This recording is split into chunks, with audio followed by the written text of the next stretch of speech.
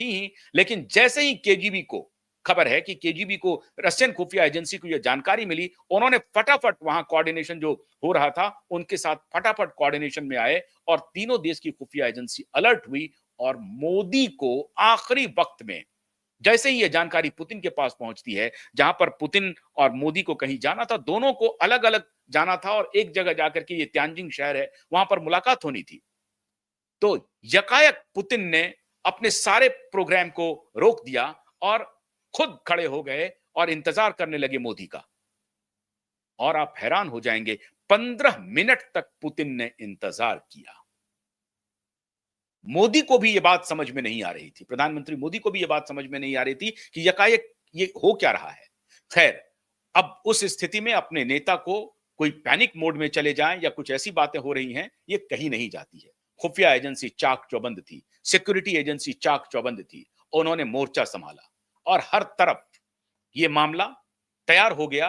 प्रधानमंत्री पूरी तरह से सुरक्षित जोन में ले आए गए और जब पुतिन ने ये कहा कि वो मेरी गाड़ी में बैठेंगे, तो तीनों एजेंसी जो थी, चाइना, भारत और रसिया की, तीनों खुफिया एजेंसी और सिक्योरिटी एजेंसी के जो कोऑर्डिनेशन करने वाले थे, उन्होंने इनको हरी झंडी दिखाई और उन्होंने कहा कि हां, प्रधानमंत्री पुतिन के साथ बैठेंगे। और इस प्रकार से प्रधानमंत्री और पुतिन दोनों एक साथ बैठ करके उस गणतव्य पर पहुंचे जहां पर इनकी मुलाकात होनी थी। अब कहा जा रहा है कि ये किसके तरफ से प्लानिंग हो रही थी, कौन था इसमें शामिल। मोदी के ऊपर इतना बड़ा खतरा किसने डाला था।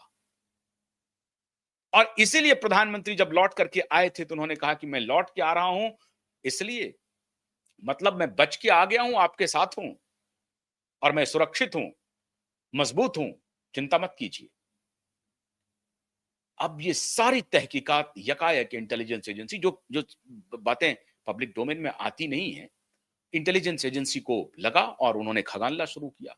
तो पता चली कि बहुत बड़ी साजिश रची गई थी प्रधानमंत्री के खिलाफ और उस सबको न्यूट्रलाइज कर दिया। जो आईएसआई है पाकिस्तान की, ये जो कुकर्म करती रही है, ये कुकर्म करने के लिए इनको कुछ है नहीं, इनके पास कोई इंटेलिजेंस है नहीं, लेकिन ये इतने कुकर्मी है कि ये बाज नहीं आते हैं। ये हर जगह बॉम्ब ब्लास्ट, हर जगह उसको निशाने पर लेने में ये, और अपने अपने आका से ये लेते रहते हैं, सीआईए से। लेकिन पहली बार इस तीनों एजेंसी ने उनको उनकी औकात दिखा दी और इतनी सिक्योरिटी टाइट थी कि तीनों राष्ट्राध्यक्ष मजबूती से काम कर रहे थे और ये हिमाकत करने की फिर भी कोशिश हो रही थी, चाइना में घेरने की कोशिश हो रही थी कि शक चले जाएगा, अगर कुछ भी होती है तो शक की सुई चाइनीज गवर्नमेंट पर जाएगी। तो चाइनीज गवर्नमेंट भी अलर्ट हो गई थी। हुई शक की सुई तो रशियन पर चले जाएगी, उस पर चली जाएगी, उस पर चली जाएगी। लेकिन ऐसा कुछ भी नहीं हुआ। ईश्वर की असीम कृपा रही। आज प्रधानमंत्री अपना 75वां सालगिरह मना रहे हैं जन्मदिन का। उनको ढेर सारी शुभकामनाएं मिल रही हैं। और अब कैसे बाजी पलटी है देखो मित्रों। राष्ट्रपति डोनाल्ड ट्रंप ने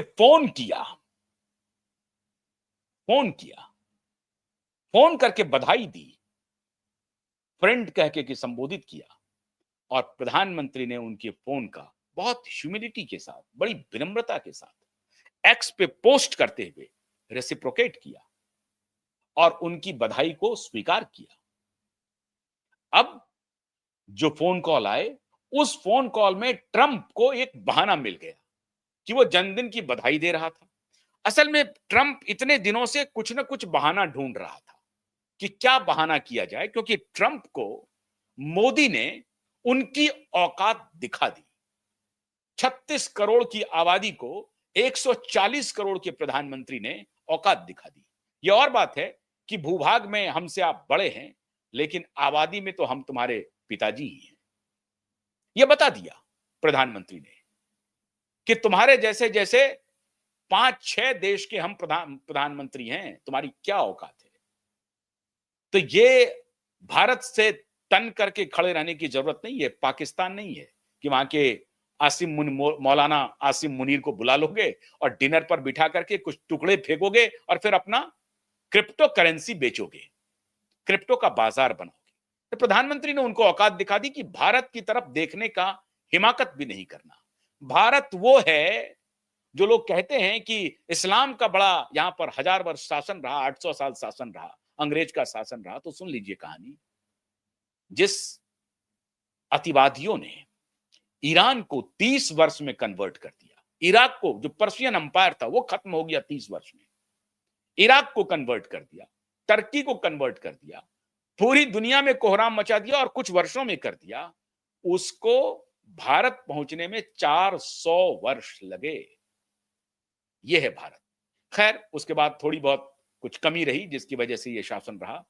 तो भारत, सनातनी भारत का असली पुरुषार्थ प्रधानमंत्री मोदी ने ट्रंप को दिखा दिया।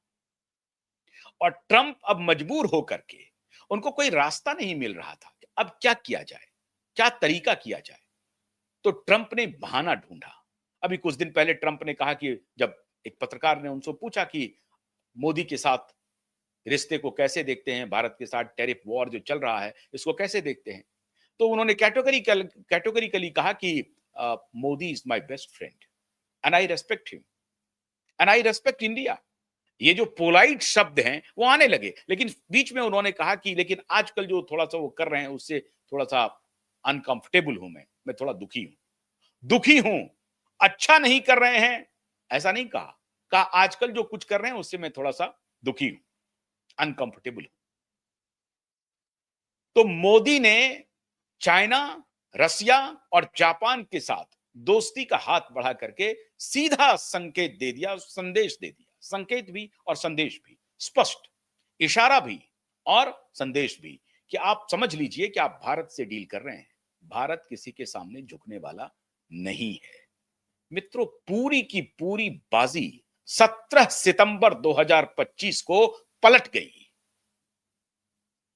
जो इसी माह के शुरुआत में जब मोदी गए संघाई, तो ऐसा लग रहा था कि भारत और अमेरिका के बीच रिश्ते और